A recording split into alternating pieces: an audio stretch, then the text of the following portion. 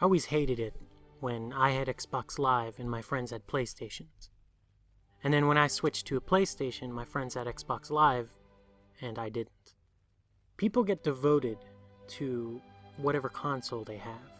People get devoted to specific genres of games. And then even beyond that, people get devoted to specific games. Today we're going to talk about brand communities and what exactly those are and how they apply to video games. It's my first episode of a new series I'm going to do. It's called Game Business. I hope you enjoy.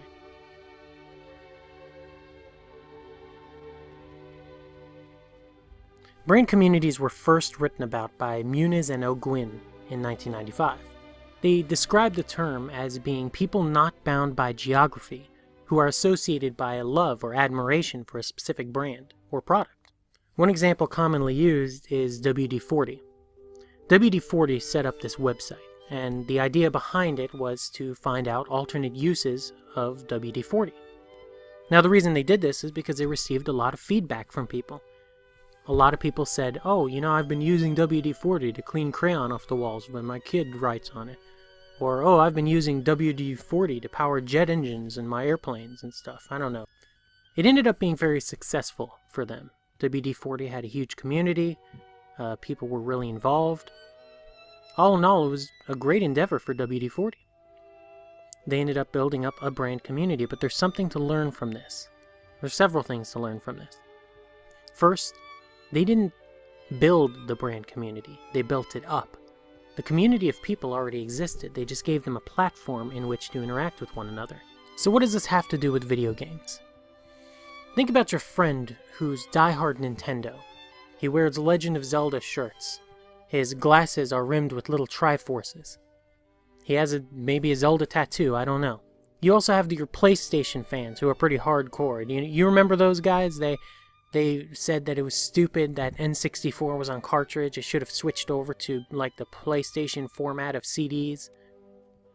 Or even back in the day, you had people who were really hardcore about Sega. They said Sega Genesis was far superior to the Super Nintendo, and that it was stupid that you were still playing Nintendo games, which are baby games. The Sega Genesis has blast processing. Super Nintendo doesn't. And what if you don't have blast processing?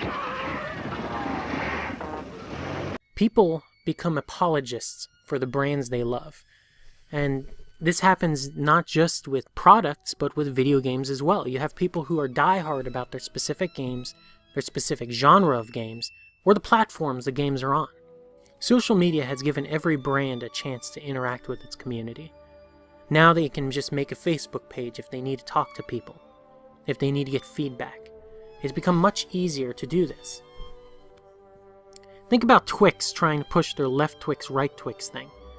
They're trying to push it in all their advertisements, try to push it on Twitter with hashtags, try to push it on Facebook with their Facebook groups. It hasn't been too successful.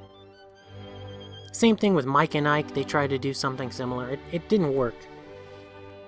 The problem is these brand communities, they didn't exist first. The left Twix and right Twix thing, they tried to form that. They tried to make that into a community of people who would argue about it. No one argues about that. No one cares. And that's the big problem right now for them. For them, no one cares about this advertising campaign, and it really doesn't make sense to them. I guess it's supposed to be funny, but I don't know, it just hasn't worked. There's a few things to remember with brand communities, and they apply directly to games, and we'll talk about that. Number 1, unique culture. Brand communities are often marked with unique subcultures. They have memes in them that only people in that community will understand. How many video games have you played where memes have come out of that game, and you've understood it and felt a connection to that community? I remember before I played Skyrim, I had no idea what people were talking about when they did all these memes. Fusro Da thing, I guess I kind of got from the trailers.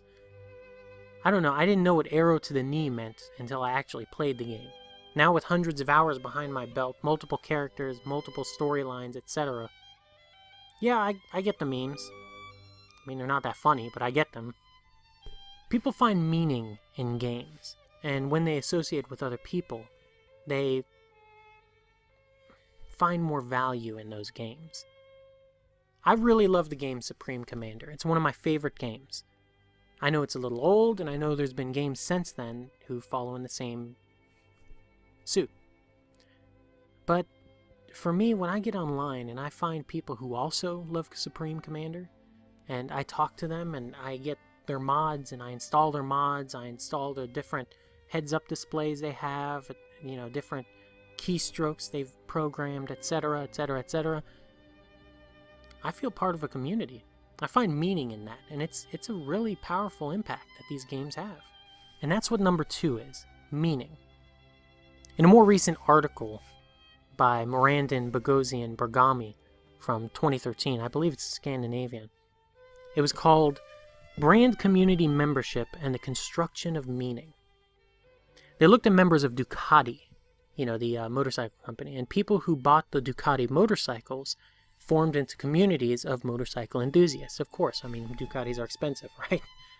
Well, people who loved their Ducatis loved other people who loved Ducatis, and they became a huge network of people who grew into this force that were apologists for Ducati and felt Ducati was the greatest motorcycle. But more than that, they found meaning in being part of a group like that. Ducati became very important to these people's lives, and the community that sprang up around Ducati became important to them also. Just like riding on a motorcycle can give you a sense of adventure, video games do that as well. You play shooters to be John McClane. You play these other games to be masters of strategy and tactics, to be amazing fighters, these heroes of old, these mythological figures. Games immerse you in a world. They take you away from the one you're in and put you in a different one, and you enjoy it. People have been reading novels for years, or comics for years, and it's the same kind of thing. But in a game, you become that person, and that's a far different experience. There's something rewarding, though, about associating with people who also love that game or genre. There's a reason there's still a modding community for Morrowind. Why is it? Well, it's because people love the game, and they love other people who also love the game. Morrowind is successful in the modding community, and Bethesda, because of it, is successful in building a brand community because they've learned to be accessible to a community. You have to give that community some meaning. And there's something to that. And it's number 3, social interaction. When I was younger and I worked in a fast food restaurant, one of my friends and I had a discussion about Xbox Live. I wanted to pick it up. And he said, if you pick up Xbox Live, we will never hear from you again. He was implying that people who played Xbox Live disappeared in their mother's basement and were never heard from again. There was some wisdom in what he said. Brand communities allow for a social interaction based on a common admiration of something. On Xbox Live, you have your interaction directly. But it's the communities that spring around that, the competitive communities, if you will, that spring around, for example, Halo or Killzone or something like that, Super Smash Bros. These communities spring up, and there's a social aspect to them that is captured. A game community will want to have social interaction with its players. They want feedback, but they also want the community to feel like they're involved. But not just with them, but with other players. And that's the key to video games. I actually remember when I was part of a Halo community. I remember the Killzone players would troll us, saying that Killzone was a Halo killer and it was coming out, it was going to be the best thing on PlayStation ever. It really wasn't a Halo killer like they tried to say. They just said that in advertisements, and people went crazy and nuts. People who are PlayStation fanboys went insane about it. I no longer care. I'm not a Microsoft fanboy by any means. I honestly think they dropped the ball on Halo, but whatever, we'll get into that later. That's what I'm talking about. You have these Killzone players who were so diehard about it that they went and attacked Halo players. Then you had these Halo players who were so diehard about Halo that they attacked Killzone players and defended Halo against heresy. That's pretty passionate for a video game. Now here's the conclusion. I think it's important for people in the industry, or people just interested in the industry, to know what executives of these companies are thinking. They want to capture a brand community. They want to build a brand community. That's why social media managers are hired so frequently, because they want to engage in that dialogue and build up a brand community around their game. Every major game that comes out now has a Twitter account. Of course, you can't do without one. But the goal behind that Twitter account is to not only get people to dialogue with you, but to get people to dialogue with each other. Forums are a really good way to do this. Valve's forums are exceptionally well done in terms of that. You have a whole community of people willing to support one another in Valve's games. You have people who mod those games and support one another in that. These communities are powerful, and Valve figured that out a long time ago. These other companies are also figuring the same thing out. They're saying, well, if we want to become like Valve, if we want to become like etc., we need to capture a brand community.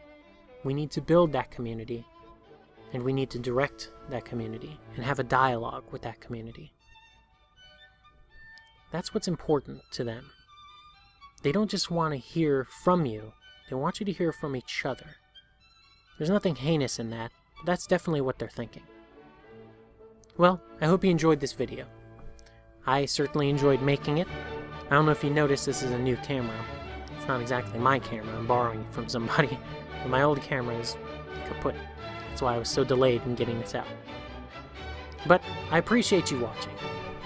I'm really interested in business. It's actually a subject I'm in a PhD program for, and I really appreciate you watching all this. Thank you.